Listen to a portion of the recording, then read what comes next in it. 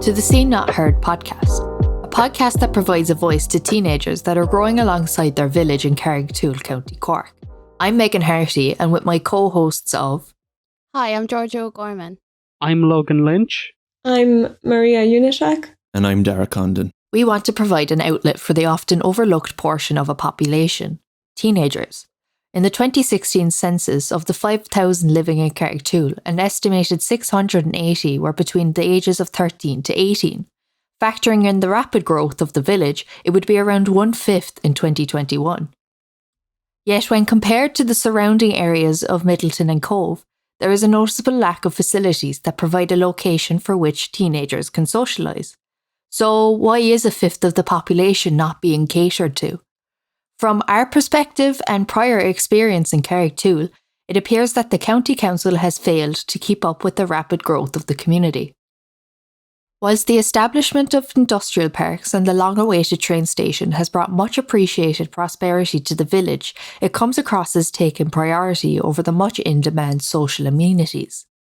In the space of 15 years, the population has doubled, yet only in 2020 a new playground was placed alongside an outdoor gym in 2014. Showing how that the social outlets in the village have not grown to match the large population. This is not from a lack of trying on the community's behalf. In our opinion, Carrigtwohill is a warm, welcoming, diverse community that have an extremely vested interest in its village's well-being, a trait that is unfortunately dying out as time goes on in Ireland. As a result of their determination to improve Carrigtwohill, the community has taken it upon itself to make the changes they want. Whether that being lobbying efforts for basic needs such as traffic lights by the industrial parks, or volunteer spring cleans to collect and dispose of litter on the side of roads. It's extremely admirable how unified the community becomes when it comes to what the village needs, and what the overall community needs in the village. We would like to see the same determination and vision applied to developing the social facilities for teenagers in the community, to make Carrigtwohill a thriving and dynamic place for this large section of the community. So, to gain a greater understanding of why, and ultimately raise awareness of the lack of facilities that cater to the population of teenagers, we decided to go straight to the source. We reached out to the 2 local secondary schools in the area to see if any teenagers would be willing to have their opinions heard. Luckily, we had some volunteers. We began by asking them what their general experiences were like in Carrigtwohill, such as, Are there 3 words you would use to describe Carrig? What would they be? Loud, maybe. It's big. I'd say busy. What is life like for youth in Carrig? I'd say there's not much to do if you're not involved in like GA, or if you're not involved in like sports or something. But there is a lot of clubs and stuff. Like I know there's taekwondo and speech and drama and like Irish dancing clubs. But I say if you're not involved in anything, there's not a lot to do in Carrig. Unless you're like you're young and the playgrounds and stuff. But other than that, I don't think there's a lot. Yeah, I agree with that. I think it has a lot to do with like being involved in like a club or something, like Kira said. And then like what is a typical day like for a teenager in Carrigtwohill? I say like that depends. Like I know now, like if I go to Carrig, like I go to the pit and then I'd find myself in like Centra, and then like I go for a walk around because I'd be bored then. Like. The purpose of these questions was to gain a broad view of what it was like in the village. What better way to understand what the village is like than asking a person who's grown up there? From the answers, we got the overall impression that Carrigtwohill was very relaxed, yet there was a noticeable lack of things to do for young people, which led us perfectly into our more pressing questions. What particularly stuck out to us was how sports-centric Carrigtwohill is. Overwhelmingly, the answers were pertained to how GAA was an important aspect of the community, which is mirrored nationally in various similar villages, and that cannot be overlooked. There are various benefits to teenagers in being part of a structured community, such as the GAA, as they navigate through various social circles in life. But what if a teenager is not drawn in by sports? Where do they go? When we attempted to probe to see what life was like outside of sport for teenagers, it always circled back to the pitch or the AstroTurf. There was no club or designated location for teenagers who just wanted to hang out and talk. There was only GAA, basketball or hockey. Is there anywhere in Carrick that like teenagers would go to hang out? Like if you were to hang out with friends, where would you do that? Probably the pitch or something. Yeah, probably the pitch. Bringing back the comparison of towns nearby, such as Middleton and Cove, there's a stark contrast in how Carrigtwohill is lagging behind, even though it itself is becoming a town. Using Middleton, which is only 5 minutes away by car, there's a youth centre called My Place that provides a safe location for teenagers to relax and socialise, whilst also encouraging them to be creative in expression through music, art, and also organise events for the local teenagers, creating an overall positive environment that supports. A similar space would be massively welcome in Carrigtwohill if it was managed and promoted well. Unfortunately, boredom was a common feeling. Many would leave Carrigtwohill in their free time, finding that they had nothing to do in their own community, going to nearby towns or the city by train to socialise in an environment that caters to them and meets their needs. Do you guys ever leave Carrigtwohill to like hang out with friends, like either to the town or like Middleton?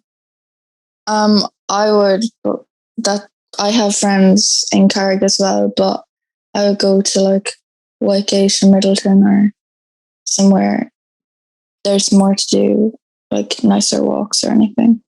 It has to be said, there have been prior attempts at creating locations for teenagers in Carrigtwohill. It would be unfair to not acknowledge the efforts that have been made by the community before.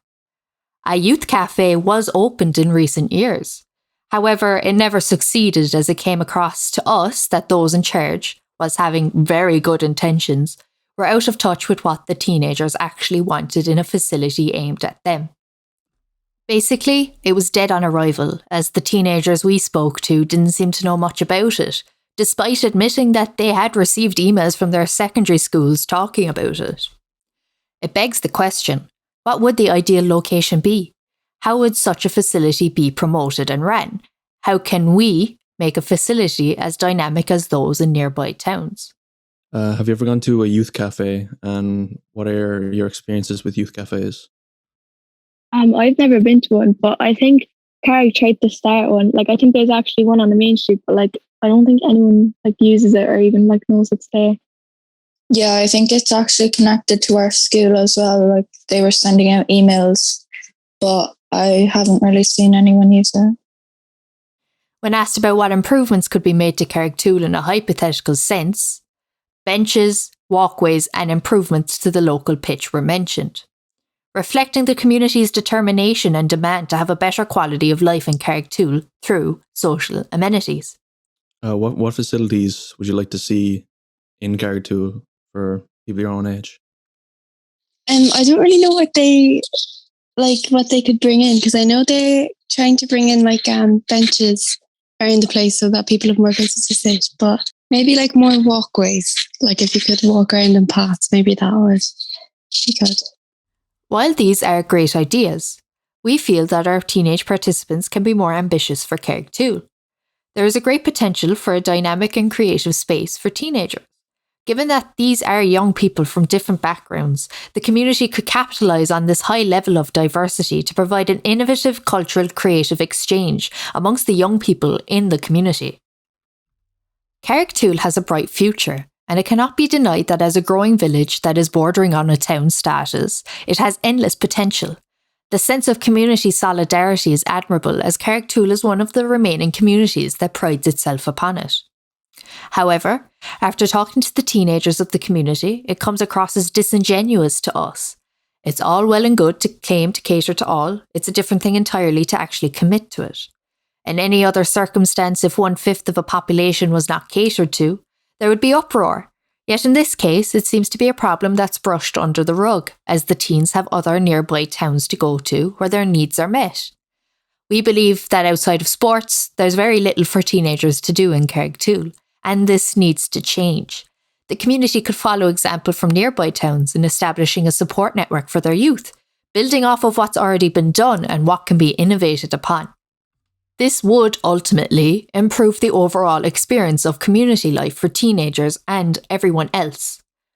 We hope that our podcast is the start of a very important conversation on what needs to be done to provide a safe environment in which teenagers can express themselves through various outlets in Carrigtwohill. If this need is further ignored as the population continues to grow at the current rapid rate, it could at best result in a young population being somewhat alienated in their community, taking their energy outside of the community, and at worst, social issues in the future. We believe that the youth of Carrigtwohill should have the loudest voice in the room when it comes to the conversation of what should be done for them. Thank you for listening to our podcast. We would like to extend our gratitude to our participants, for without, we wouldn't have been able to create this piece.